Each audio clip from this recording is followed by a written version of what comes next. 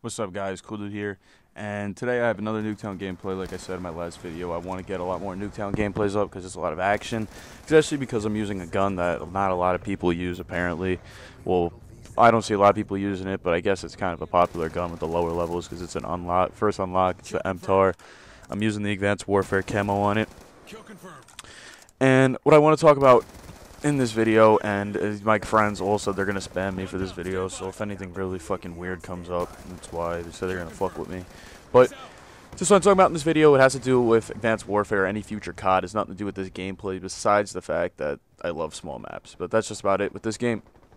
Now, everyone knows that in Call of Duty Ghosts, there is those fake dedicated servers. They're called listening servers, where it's like half ping, half dedicated. I don't know, some stupid shit that they should never have did.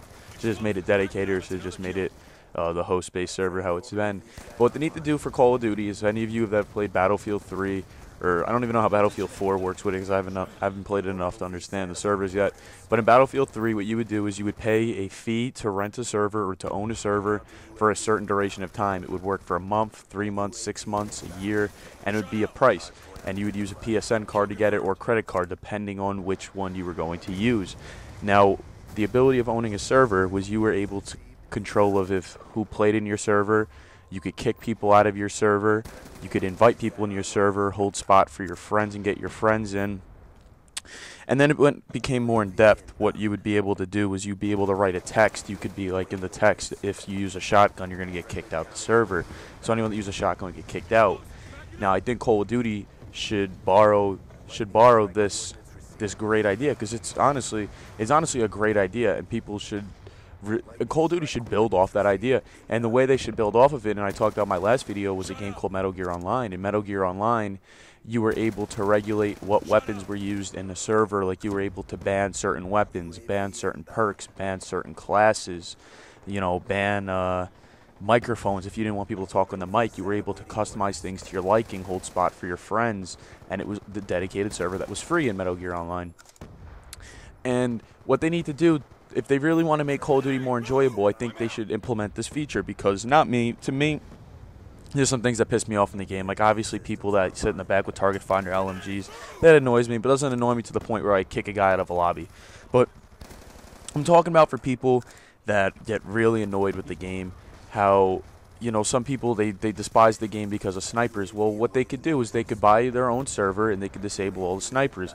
People that don't like LMGs, like me, this wouldn't bother me at all if they were in the game. But if I would open up a lobby personally that didn't have LMGs in it, or say, like, for someone that didn't like shotguns, they could ban all shotguns in a lobby. Someone doesn't like getting hit by stun grenades, you can ban stun grenades. You want to open up a COD Classic type game mode, you could ban toughness, only keep perks from classic Call of Duties that are like classic Call of Duty. You could do stuff like that. It'd be great. It would be a really great way to bring people back into the community. And to be honest, I really wouldn't mind having to pay for these servers. Now, everybody knows how with PlayStation Plus for Call of Duty Ghosts we have to pay because of those fake dedicated servers. Well, that would eliminate the point of using PlayStation Plus or having to pay. So it would be optional whether you want to play on dedicated servers or not. So pretty much what you would do, you would go into find game like how you normally do when you go to play Call of Duty, and instead of clicking on the option for a certain game mode, you would hit browse server, and you would go over to the servers and you would click what server you wanted. Now, these people that bought these servers, they have the ability to customize what game modes are played, what maps are played, the rotation, how often a map comes up, all that kind of shit.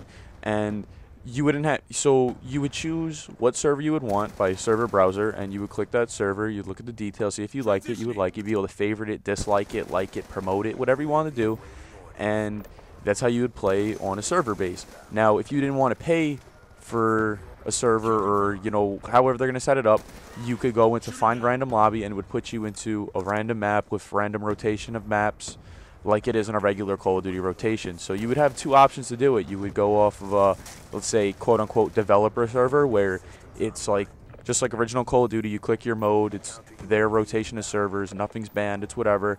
And then you would go server browser, and you would click on that server. I feel like that would be a really great way to set up the game, especially for certain developer servers. How there should be a lot of them, But that's just an idea. That's just kind of like the base plan. I didn't really go that in depth with it. I just wanted to leave some ideas open so anyone watching the video can think of other things they want to see.